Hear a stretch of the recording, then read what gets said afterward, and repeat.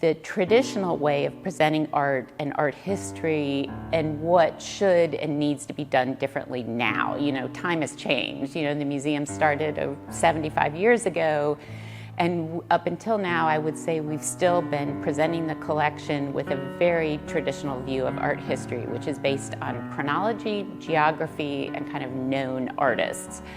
And we, like many other museums, are thinking about, when you present art that way, what does it leave out?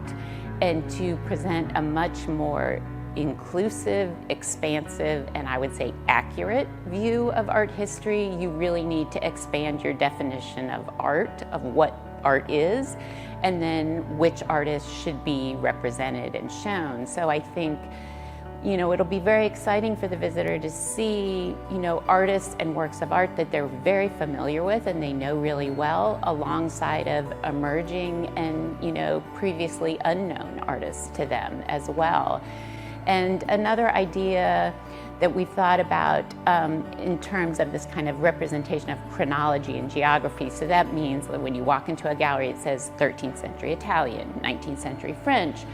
As I said, what is that ignore or leave out, or, you know, you miss the connection between? So one thing we're doing for the first time is we're putting the African collection galleries next to the Egyptian galleries. And before, they were basically in two separate buildings. And so now we want the visitor to see not only, you know, the reasons why they should be connected, but why up until now they haven't been. And then the other idea that's similar to that is we are presenting the American collection galleries next to the ancient American galleries, and talking about, how do you define American art? What does it include? What is it excluded up until now? And I think just the physical juxtapositions will incite conversation and curiosity and questions in the visitor.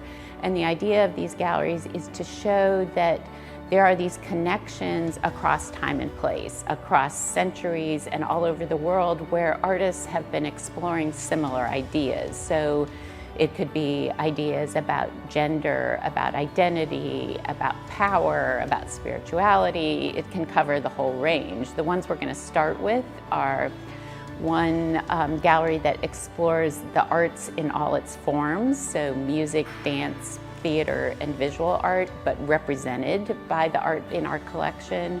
And then another gallery that will focus on portraits from across the entire collection and kind of interrogate this idea of portraits and power. Who is represented in a portrait in a museum, who is not, and why.